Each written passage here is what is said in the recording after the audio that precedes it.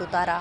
یہ بیلٹ ایسی جگہ پہ ہے کہ it was a traditional route for the invaders to reach to the mainland Indian subcontinent. چونکہ گرینر پاسچورز وہ ہیں ایسٹ کی طرف، اب یہ مڈل میں ہے۔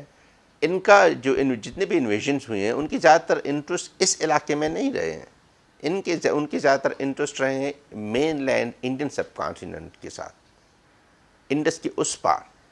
اس لیے کہ ٹریڈیشنلی اس زمانے میں تو اس کو کہتے ہیں نا سونے کی چڑیا، انڈیا کو سونے کی چڑیا کہتے تھے۔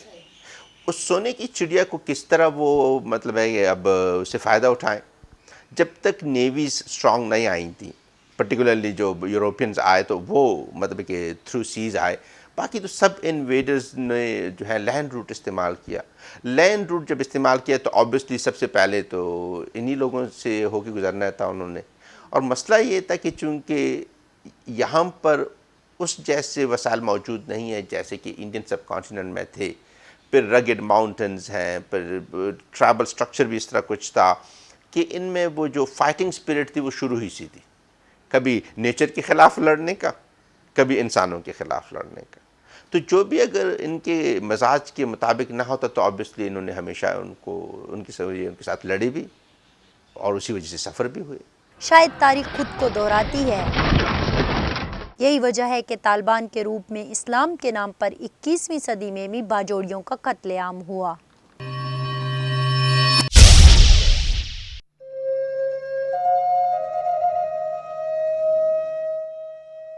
لیکن سوال یہ ہے کہ حال میں کیا ہوا؟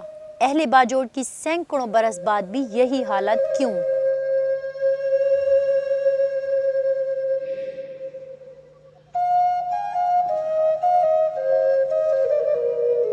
کہانی اسی صدی کی ہے۔ اب ریزسٹنس کو انہوں نے نام دیا جہاد کا، اس لیے کہ وہ فورن ایک ایلیمنٹ آیا تھا، وہ نان مسلمس تھے، and this was a very powerful thing to use. اس کے لیے انہوں نے کیا کیا کہ لٹریچر بھی پبلش کیا، ہزاروں مدرسے بھی بنوائے، لوگوں کو ریکروٹ بھی کیا، ٹرین بھی کیا، ویپنز بھی پرووائڈ کیے، اور ان کو سیف سینکچوریز بھی پرووائڈ کی۔ پاکستان کے دیگر علاقوں کی طرح یہ بھی سابق صدر جنرل ضیاء الحق کے دور میں ہوا۔ حزب اسلامی کے سربراہ گلبدین حکمت یار یہاں آئے اور یہاں کے عوام نے ان کو ہمیشہ کی طرح خوش آمدید کہا، کیونکہ باجوڑ ایجنسی میں جماعت اسلامی کا اثر رسوخ ہمیشہ سے تھا اور ہے، لہٰذا ان کے لیے حالات موافق تھے۔ طالبان کو حمایت کے سرور کولتا ما قربان کولتا تیار دی۔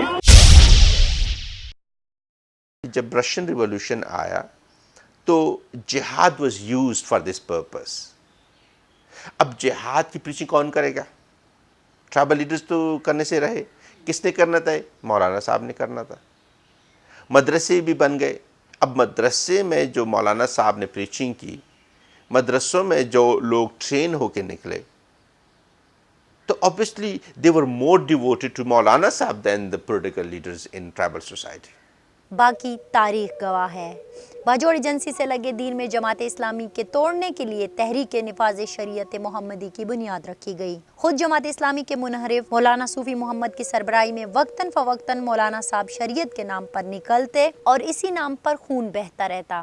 قصہ مختصر، 11 ستمبر کے واقعے کے بعد مولانا صوفی محمد حسب معمول ہزاروں نوجوانوں کے خون کا نذرانہ پیش کرنے کے لیے باجوڑ کے راستے افغانستان گئے۔